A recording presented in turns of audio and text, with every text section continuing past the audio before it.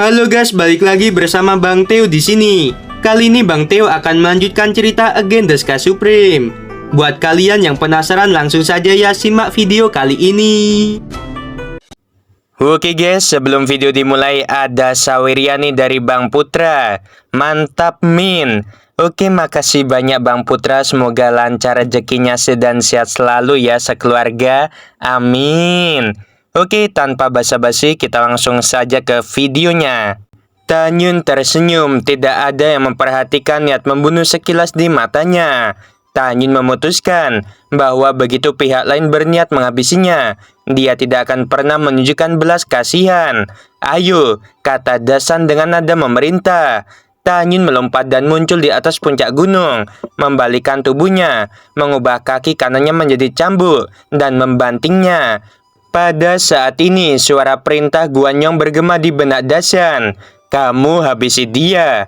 Lalu kamu berkata, aku tidak menyangka Jing Yun begitu rentan. Mendengar ini, Dasan mengangguk tiba-tiba dengan seringai di wajahnya. Dia berkata kepada Tanyun, wah, jangan salahkan aku karena kejam. Salahkan dirimu karena menyinggung orang yang seharusnya tidak boleh disinggung. Pergilah ke neraka. Suara guntur tiba-tiba meletus, kemudian kekuatan menyilaukan Dewa Guntur meledak dari kepalan seperti cakram, dan mencoba yang terbaik untuk menarik lengan kanan Tanyun. Guanyong dan Guanshan berpikir, Tanyun pasti akan mati dalam satu serangan. Di langit merah menyala, Bairi yang sedang bertarung sengit dengan Baisu terus melepaskan kesadarannya untuk menyaksikan pemandangan di bawah. Melalui kesadarannya, dia menemukan bahwa Dasan menyerang Tanyun dan dia mengirim transmisi suara pada Baisu. Adik kedua, apakah kamu percaya saudaramu Jing Yun akan segera mati? Baisu berkata dengan suara mencibir. Kakak, aku tidak percaya itu. Aku pikir orang yang meninggal bukanlah Jing Yun, tetapi Dasan. Bagaimana ini bisa terjadi? Prajurit surgawi bintang 1 begitu kuat. Dengan suara yang jernih dan garang, teriakan terengah-engah Dasan terdengar. Saat itulah tinju kanan Dasan yang mengenai kaki kanan Tanyun berubah menjadi awan darah. Jari-jari yang patah berterbangan bersama. Pada saat ini, Tanyun berpura-pura ketakutan. Dia melihat ke bawah dan berteriak, minggir, cepat minggir, aku tidak bisa menahan kakiku. Sambil berteriak, Tanyun masih menarik kaki kanannya ke arah Dasan. Dasan meraung dan dia mundur dengan panik, mencoba menghindar. Dia mendorong telapak tangan kirinya ke udara. Cahaya hitam keluar dari telapak tangan kirinya dan berubah menjadi perisai. Perisai hitam pekat ini adalah senjata artefak rendah tingkat keempat. Dasan mengepalkan perisai dengan erat di tangan kirinya, dan tiba-tiba kekuatan dewa petir yang melonjak keluar dari perisai. Dalam kehampaan yang runtuh, Dasan mengepalkan perisainya dengan erat dan menghantam kaki kanan Tanyun. Dia ingin menghancurkan kaki Tanyun, namun adegan yang benar-benar membuatnya takut terjadi. Ledakan di mata yang putus asa. Perisainya hancur seperti keramik dan berubah menjadi potongan-potongan yang terbang di langit. Tuan muda tertua, tolong aku. Dasan berteriak minta tolong. Jing Yun, tolong hentikan. Guanyong meraung, melepaskan aura semi suci tingkat 5 dari tubuhnya, bergegas menuju Tanyun dengan kecepatan tinggi.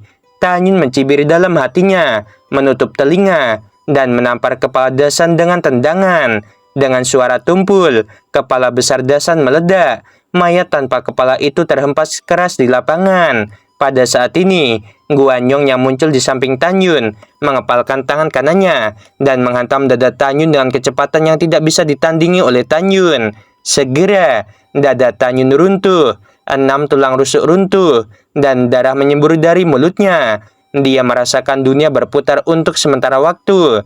Setelah jatuh puluhan ribu meter, dia berguling jauh di tanah sebelum berhenti. Tanyun terbaring di tanah, darah menyembur keluar dari mulutnya. Tanyun ingin berjuang untuk berdiri, tetapi organ dalamnya terluka parah. Lukanya sangat parah sehingga dia tidak bisa bangun. Saudara Jing, di langit, Baisu sangat marah. Meninggalkan Bairi, Manuki muncul di lapangan. Dia mengambil Tanyun yang terluka parah dan berkata dengan cemas, saudara Jing, ayo bangunlah. Tanyun sepertinya tertidur. Dia bahkan tidak memiliki kekuatan untuk membuka kelopak matanya. Baisu mengutuk dan memelototi Guanyong. Tiba-tiba, fitur wajahnya berubah dan berteriak, "Guanyong, hari ini aku akan menghapusmu." Pada saat ini, Tanyun menghabiskan semua kekuatannya, membuka matanya dengan susah payah. Matanya yang penuh darah mengungkapkan niat membunuh yang tak ada habisnya, dan berkata dengan lemah, "Saudara Bai, bantu aku berdiri.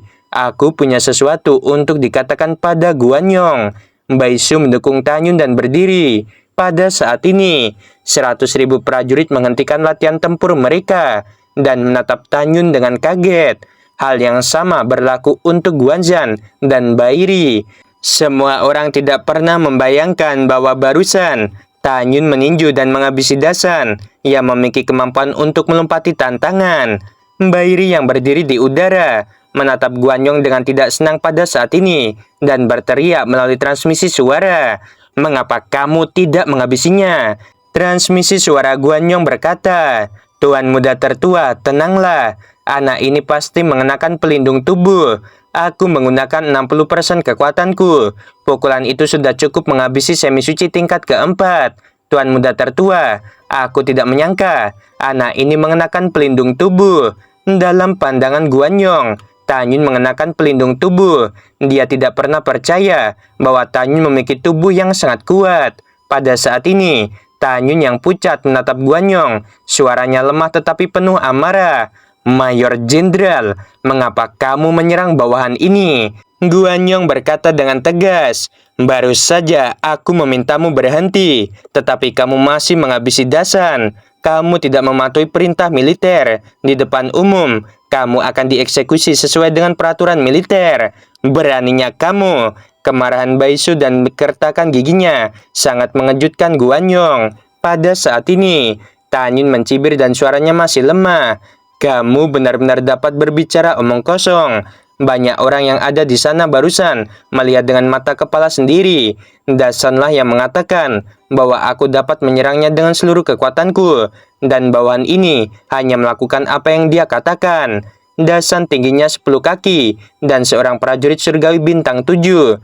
Bawahan ini tidak pernah berpikir bahwa dia akan sangat tidak berguna. Sebelum aku bisa mengerahkan semua kekuatanku, dia justru sudah mati. Dan Guanyong, kamu, terlepas dari benar atau salah, kamu ingin menghabisiku.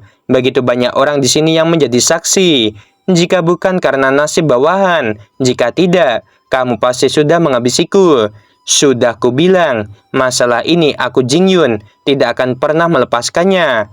Kata-kata Tanyun benar, menyebabkan sebagian besar penonton menganggukkan kepala. Guanyong mencibir, "Kamu prajurit baru, apa yang kamu inginkan?" Tanyun berkata, "Aku Jingyun, menantangmu untuk hidup dan mati. 20 tahun kemudian, kamu dan aku akan bertarung." Tanyun berhenti sejenak dan memandang Baisu ke samping.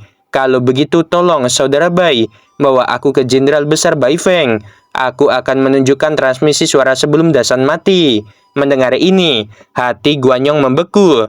Dia secara alami tidak takut dengan pertempuran hidup dan mati dengan Tanyun. Sebaliknya, dia justru bersemangat. Yang dia takutkan adalah sebelum Dasan meninggal, apa yang dia sampaikan kepada Tanyun.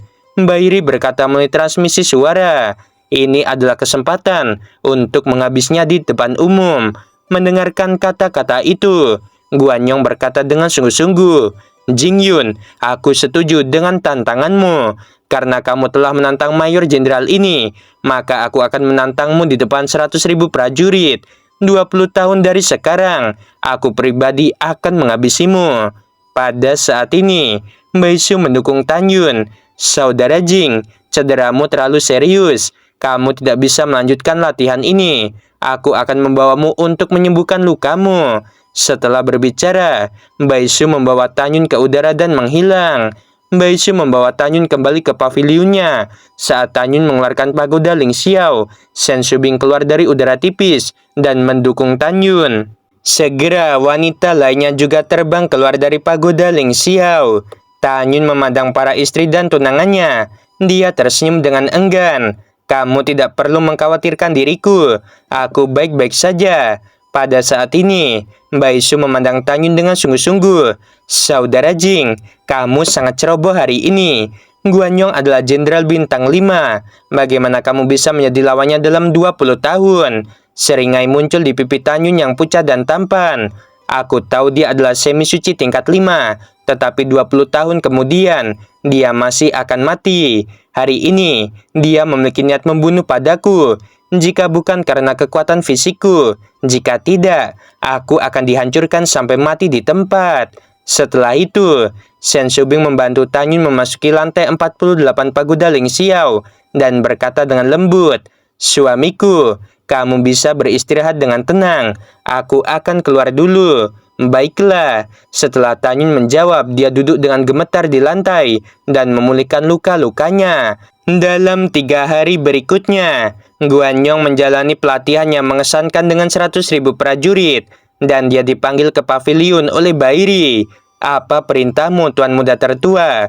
Guanyong berkata dengan hormat. Bairi mendesak.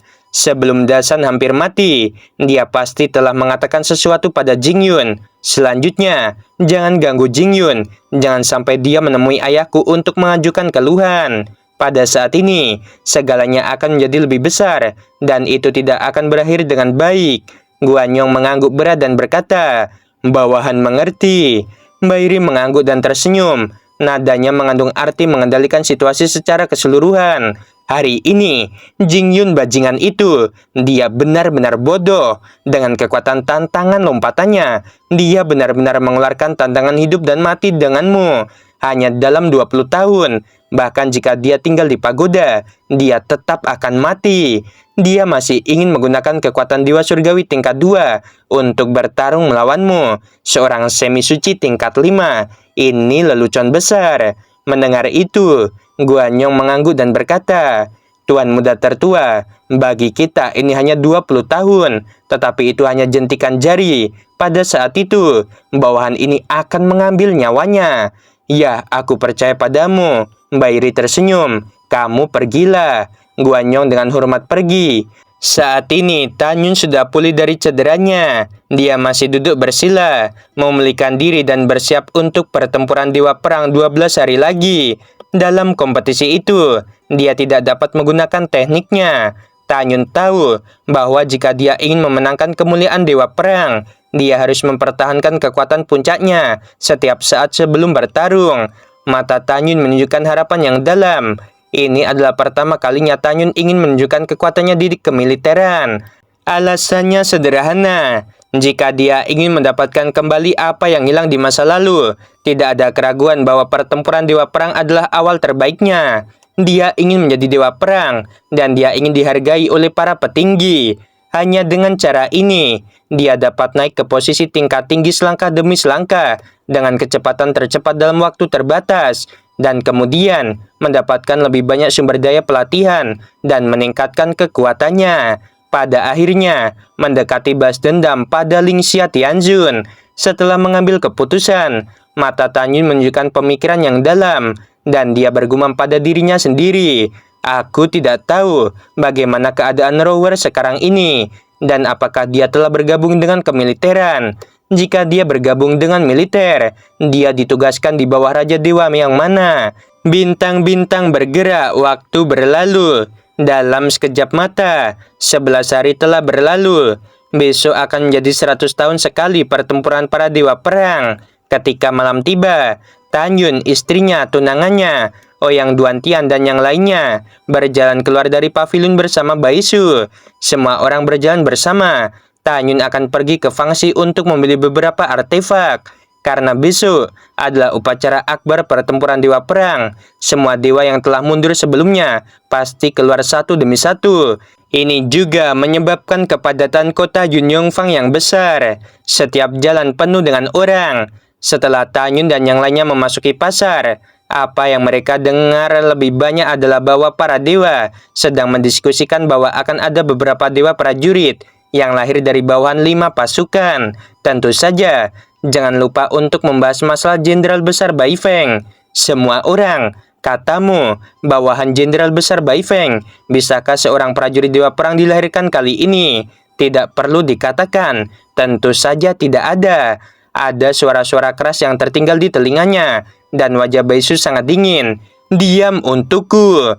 Begitu kata-kata ini keluar, semua orang melihat sekeliling, dan ketika mereka melihat bahwa itu adalah Baisu, mereka segera diam dan memberi hormat. Semua orang tahu bahwa di antara cucu Raja Dewa Baicheng, dua bersaudara Baisu dan Bairi adalah yang paling tidak populer di antara yang lain. Meski begitu, Baisu masih cucu dari Raja Dewa Baicheng, dan statusnya sangat mulia, sehingga semua orang harus menghormatinya. Baisu mendengus dingin dan hendak mengatakan sesuatu. Namun tiba-tiba, suara wanita dengan sedikit ejekan memasuki telinga Tanyun dan yang lainnya. "Oh, bukankah ini sepupuku? Ada apa dengan sepupuku? Apa yang membuatmu marah?" Baisu mengikuti suara itu. Dia melihat seorang gadis mengenakan gaun hijau, seperti kembang sepatu muncul dari air. Bersama gadis itu ada 4 pemuda lainnya. Melihat gadis dan 3 pemuda yang datang, Baisu menarik napas dalam-dalam dengan ekspresi jijik di matanya dan berkata dengan suara rendah, "Saudara Jing, ayo pergi saja." Alasan dia jijik adalah karena gadis berbaju hijau itu adalah Baya. Oke guys, sementara episode kali ini sampai di sini dulu ya. Gimana ya Tanyun lagi ya? Aduh, Tanyun nih kalau disenggol langsung diajak duel hidup dan mati, guys. Tapi nggak apa-apa ya. Namanya dewa, namanya juga reinkarnasi Hongmeng Supreme, guys. Bebas, guys. 20 tahun mah cepet ya nyusul semi suci tingkat 5. Oke, sebelum video berakhir, Min mau bilang sungguh membagongkan. Terima kasih.